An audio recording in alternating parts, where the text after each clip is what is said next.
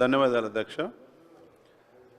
మన ప్రభుత్వం పేదోళ్ళకి ఇంధనం ఇల్లు కట్టాలని చెప్పేసి ఒక గొప్ప పథకాన్ని తెలంగాణ రాష్ట్రంలో మన ప్రభుత్వం వచ్చిన తర్వాత తీసుకురావడం అనేది ఒక గొప్ప విషయంగా భావిస్తున్నాను అధ్యక్ష.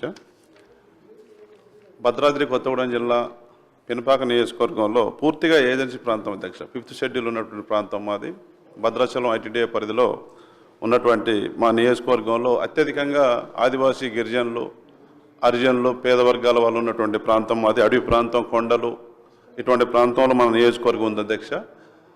ఈ నియోజకవర్గంలో మరి ఇందిరా మిల్లుకు సంబంధించి గౌరవ ముఖ్యమంత్రి గారు రేవంత్ రెడ్డి గారు, గౌరవ గృహ నిర్మాణ శాఖ మంత్రివర్యులు పొంగులేటి శ్రీనివాసరెడ్డి గారి సారథ్యంలో ఒక గొప్ప పథకాన్ని తీసుకొచ్చినారు.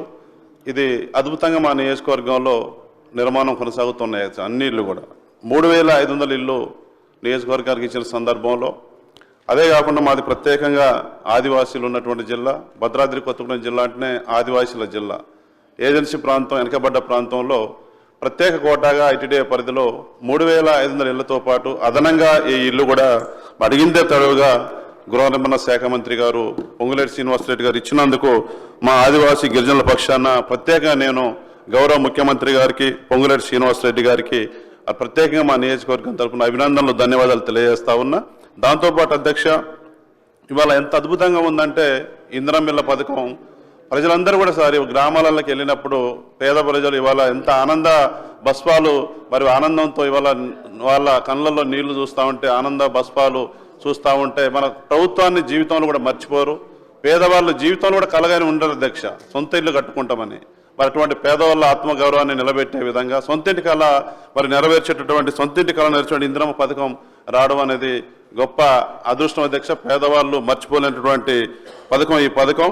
ఈ పథకం విషయంలో మరి వాళ్ళు ఎంత అద్భుతంగా తీసుకొచ్చినారంటే, మరి ముఖ్యమంత్రి గారు, ఆ శాఖ మంత్రిగా ఉన్నటువంటి పొంగులేటి శ్రీనివాసరెడ్డి గారు మరి లోతుగా కసరత్తు చేసి గతంలో జరిగిన పొరపాట్లు, గతంలో జరిగిన అవినీతి ఏమాత్రం జరగకుండా ఇవాళ నేరుగా 5 లక్షల స్కీమ్తోని ఇంధనం బిల్లు కట్టేయడం, ఇది ప్రతిపక్షాల నోళ్లు మూసే విధంగా, ప్రతిపక్షాలకు ఛాన్స్ ఇవ్వకుండా, ప్రభుత్వం అనేది ఛాన్స్ లేకుండా చాలా పకడ్బందీగా యాప్ కూడా, ఇంధనమ్మ యాప్ కూడా తీసుకొచ్చి నేరుగా లబ్ధిదారుల అకౌంట్లో మరి ఇడతల వారికి పడేదాంట్లో అమౌంట్ ఇవాళ ఎక్కడ కూడా అవినీతికి తావలేకుండా ఎంతో పారదర్శకంగా మన ప్రభుత్వం చాలా సిస్టమేటిక్గా ఈ పథకాన్ని తీసుకొచ్చినందుకు ప్రత్యేకంగా యాడ్సాప్ అభినందనలు అధ్యక్ష. నేనైతే చాలా హ్యాపీగా ఉన్నాను ఈ ఇల్లు పేదవాళ్ళకి కట్టిస్తున్నందుకు. ఈ విషయంలో ఏంటంటే మన గౌరవ సభ్యులు చాలా విషయాలు చెప్పినారు అధ్యక్ష. అందులో ఏమంటే L1లో మంజూరు ఇచ్చినారు అధ్యక్ష. నా నియోజకవర్గంలో అంతటా ఉంది ఇది. కామన్గా మన గౌరవ సభ్యులందరూ కూడా చెప్పినారు. L1లో మంజూరు ఇచ్చినారు, బేస్మెంట్ కట్టుకున్నారు. అది L3లో అధికారులు చూపెడతా ఉన్నారు. అది ప్రాబ్లంగా ఉంది.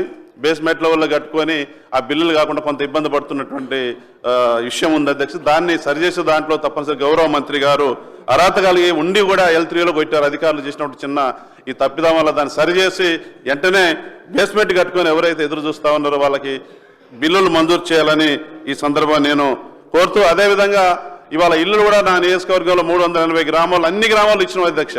గత ప్రభుత్వం చూస్తే దారుణం. డబుల్ బెడ్రూమ్లు అన్నారు, ఎన్నో ఆశలు చూపెట్టారు. మాట్లాడినప్పుడల్లా ఎన్నో ఆశలు చూపెట్టినారు. డబుల్ బెడ్రూమ్ ఇల్లు, అందులో టాయిలెట్ అన్నారు, డబుల్ బెడ్రూమ్ అన్నారు, హాల్ అన్నారు, అన్నీ చెప్పినారు.